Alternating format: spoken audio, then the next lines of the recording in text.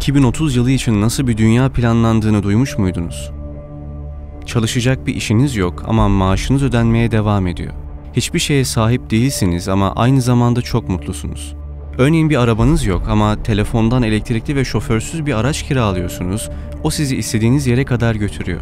Uçağa binmek ya da et yemek için servet ödemek zorundasınız.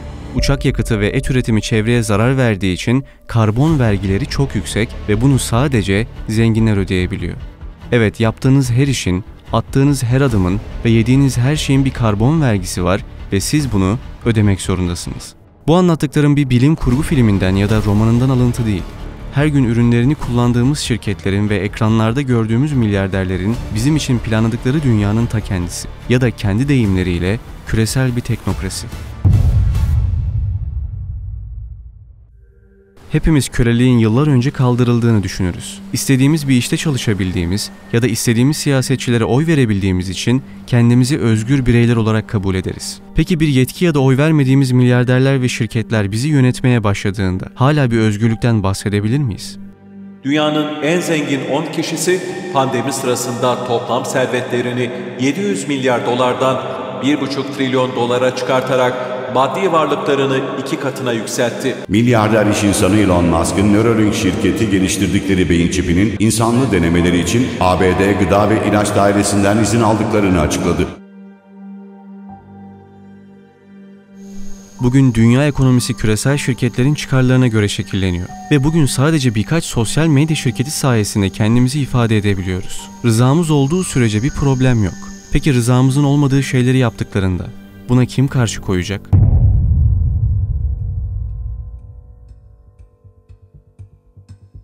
Tarihin her diliminde insanların rızasını almadan geleceği inşa etmeye çalışan birileri olduğunu fark ettim. Eski ABD Başkanı Abraham Lincoln şöyle demişti: "Geleceği tahmin etmenin en iyi yolu onu oluşturmaktır." Bunu söyleyen Abraham Lincoln suikastla öldürüldükten bir ay sonra Mayıs 1865'te geleceği inşa etmek isteyen bir grup bilim adamı X Kulübü adında bir kulüp kurmuştu. İngiltere'de kurulan kulübün amacı bilimi devletin ve dinin etkisinden kurtarmak ve bilimi toplumun yönetiminde hakim kılmaktı. Kulübün bir diğer amacı Charles Darwin'in ortaya attığı evrim teorisini toplumda ve bilim dünyasında yaygınlaştırmaktı. Tabii kulübün üyeleri amaçlarına bilimsel yollarla değil, siyasi nüfuzlarını artırarak ulaştılar. Örneğin Charles Darwin'in dönemin en prestijli bilim kuruluşu olan İngiltere Kraliyet Akademisi'nden ödül alması için lobi yaptılar. Kulüp İngiltere'de bilim camiasında etkisini o kadar artırmıştı ki üyelerinden birkaçı Kraliyet Akademisi'nde arka arkaya başkanlık yapıyor ve kulüp bilimsel meseleleri kendi çıkarlarına göre yönettiği için eleştiriliyordu.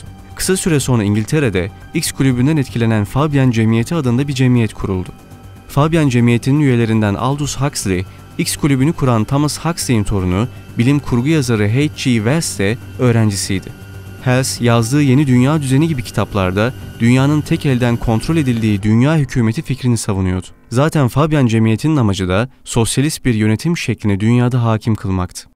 Tabii bunu Sovyetler gibi kısa sürede devrimle değil, X kulübünden öğrendikleri gibi evrimle, yani zamanı yayarak yapacaklardı. Cemiyetin üyelerinden Aldous Huxley, Cesur Yeni Dünya kitabında insanların elit bir zümre tarafından yönetildiği sosyalist ve otoriter bir dünyayı anlatmıştı. Aldous Huxley'in kardeşi Julian Huxley de Birleşmiş Milletler'e bağlı UNESCO'nun ilk başkanıydı. Julian Huxley, UNESCO'nun dünyadaki barış ve güvenliği sadece tek bir yolla sağlayabileceğini yazmıştı. Tek bir dünya hükümeti aracılığıyla dünya siyasi birliği sağlanacaktı. Ve daha önemli nokta ise UNESCO vereceği eğitimlerle devletlerin egemenliklerini bir dünya hükümetine devretmesi fikrine insanları alıştıracaktı. Aslında kastettiği çok açıktı. Bizi yönetmesi için oy verdiğimiz kişilerden bizi yönetme yetkisini devralacaklardı. Tarihteki bu önemli isimler insanları rızaları olmadan yönetmek istiyorlardı. Çünkü kendilerini diğer insanlardan üstün görüyorlardı. X kulübü ve Fabian Cemiyeti'nin üyeleri Darwin'in evrim teorisini fazlasıyla sahiplenmişler, hatta sosyal Darwinizmi ortaya atmışlardı. Yani toplumda üstün bireyler desteklenecek, zayıf bireyler sistemin dışına itilecekti. Öyle ki Darwin'in kuzeni Francis Galton, zihinsel ve fiziksel olarak kusurlu görülen insanların sayısının azaltılmasını savunan öjeni kavramını geliştirmişti. Öjenikler kusurlu gördükleri insanları azaltmak için doğum kontrolü ve kısırlaştırma politikalarını savundular.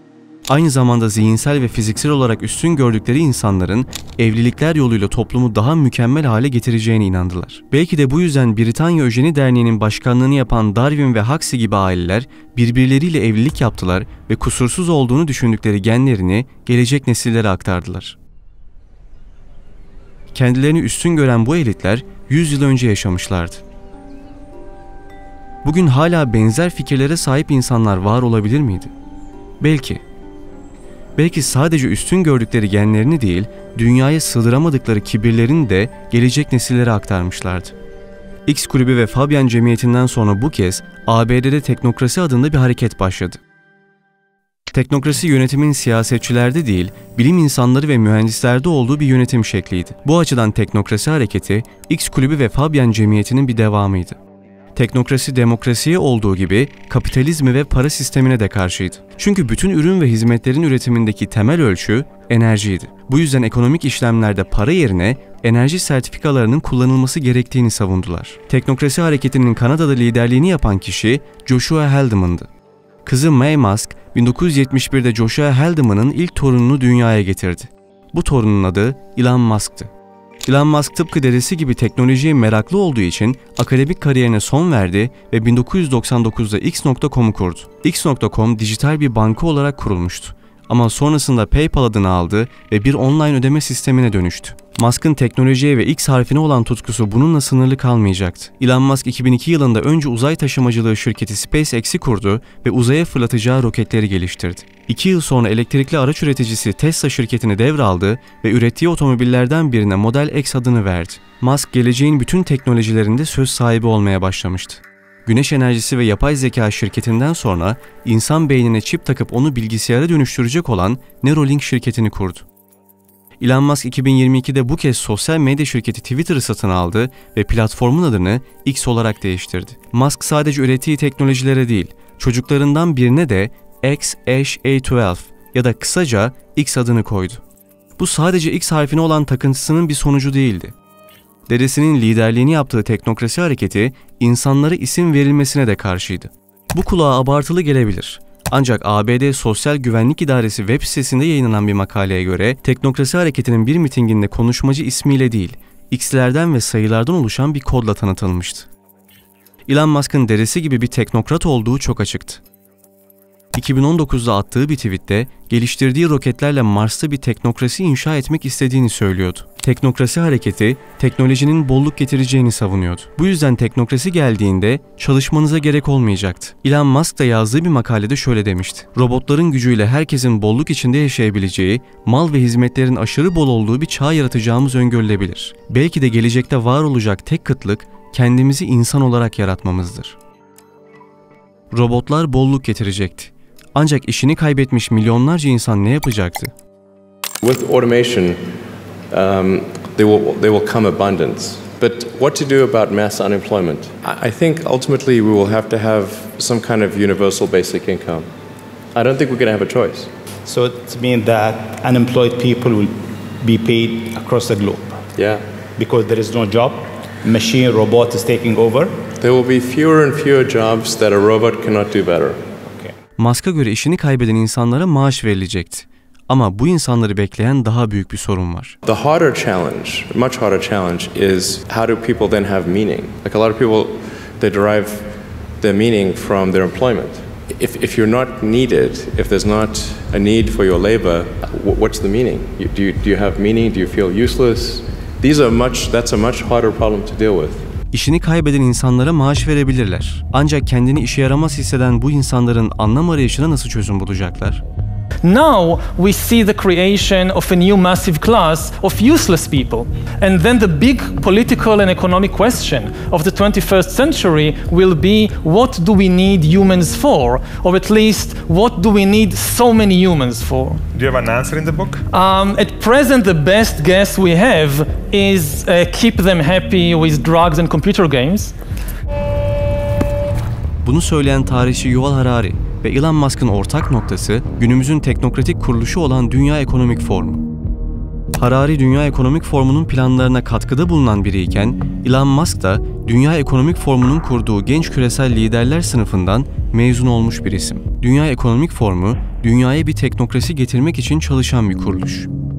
Aynı Elon Musk gibi forum da işsizlere evrensel temel gelir adında maaş verilmesini savunuyor. Teknokratlar para sistemi yerine enerji sertifikasını kullanmak istiyorlardı. Hem Elon Musk hem de Dünya Ekonomik Forumu, iklim krizini önlemek bahanesiyle harcadığımız karbon, yani enerji için vergi ödememiz gerekeceğini söylüyor. We're developing through technology an ability for consumers to measure their own carbon footprint. What does that mean?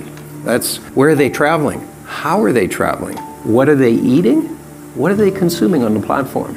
So, individual carbon footprint tracker. Stay tuned. We don't have it operational yet, but this is something that we're working on.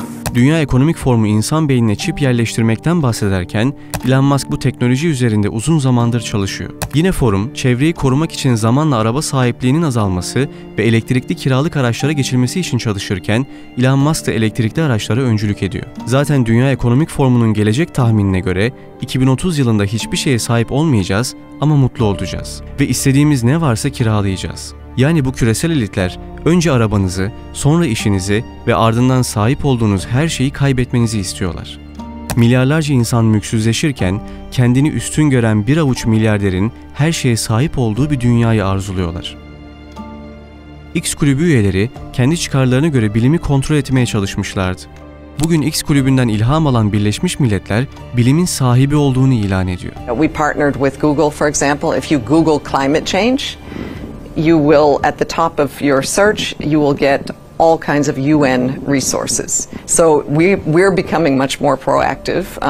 We own the science, and we think that the world, should know it, and the platforms themselves also do. Bilimin sahibi olduğunu iddia eden Birleşmiş Milletler'in de elbette bir sahibi var. Onu finanse edenler. Örneğin Birleşmiş Milletler'e bağlı Dünya Sağlık Örgütü'nün en büyük finansörü milyarder Bill Gates'ti. Salgın sürecinde bütün ülkelerde kurulan bilim kurullarını hatırlayın. Bilim kurulları aslında teknokratik bir yönetimin küçük bir örneğiydi. Bilim kurulu üyeleri halk tarafından seçilmiş kişiler değildi. Ancak kimin aşılanması gerektiğine, kimin dışarı çıkabileceğine bu kurullar karar verdi. Ve birçok ülkedeki bilim kurulu üyelerinin Bill Gates'e ya da desteklediği vakıflarla ilişkileri vardı. Yani teknokrasiyi getirmeye çalışanlar bunu bilimi kontrol ederek, daha doğrusu bilimsel gerçekleri çıkarlarına göre çarpıtarak yapıyorlar. Bill Gates'in salgın boyunca İstatistikle Nasıl Yalan Söylenir kitabını yanından ayırmamasına şaşırmamak gerekir. Bill Gates satın aldığı bilim insanlarıyla bilimi kontrol etmeyi amaçlarken Elon Musk da satın aldığı Twitter'ı gerçeğin kaynağı haline getirmeyi amaçlıyor. Küresel elitler bilime ve bilgiye bu yüzden hükmetmeye çalışıyorlar. Abraham Lincoln'un dediği gibi, geleceği tahmin etmenin en iyi yolu onu oluşturmaktır. Biz geleceği tahmin etmekle uğraşırken onlar geleceği oluşturmak için çabalıyorlar. Şimdi kendimize soralım, bizim için oluşturdukları geleceği tahmin etmekle mi uğraşacağız, yoksa kendi geleceğimizi kendimiz mi oluşturacağız?